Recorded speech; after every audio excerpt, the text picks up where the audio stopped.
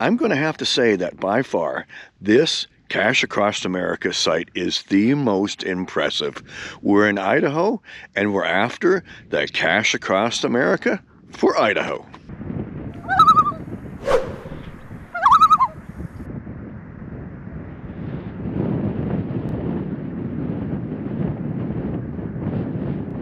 We arrived late at night with a moonless sky, and there was very little chance for us to find the geocache.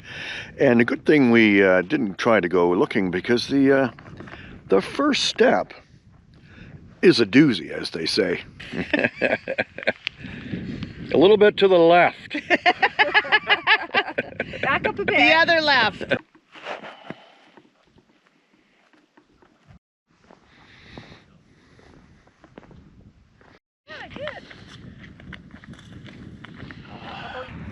Yeah, there's no, because it's in the freaking middle of nowhere.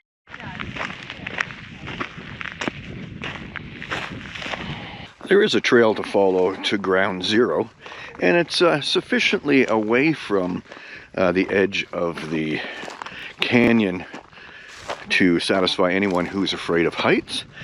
And we're at ground zero, and the cache is being found.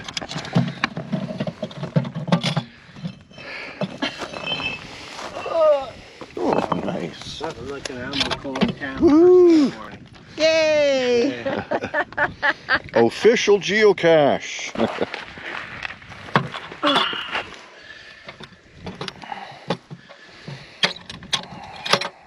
It might even have been unsafe to have come out here last night. It would have been unsafe. Yeah.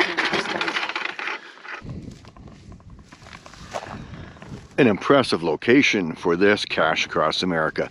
Just amazing. Oh, and there's a virtual geocache here too, back over at the interpretive signs. Oh, this is so spectacular. You have to come here to see the view. And to wake up here in the morning to this. Yeah, we almost didn't. We were like, oh, we'll just do it at night. And it's like, no. Yeah, good thing we didn't. So it was pretty dark last night. It was dark, but the stars were amazing. For more information about Cache Across America, look up this website. Yeah, they've got a lot of information, including a map of every single cache across the United States. But this one, you really have to come and experience. And don't forget, with every Cache Across America cache, you need to get the code number that's either on the log sheet or in the lid of the container, and a photo of yourself with the cache container at ground zero. We would be remiss in not thanking our friends Trudy and Steve from Read My Lips for joining us on this adventure. Keep watching, there's more caches to be found. Where will geocaching Take you. you?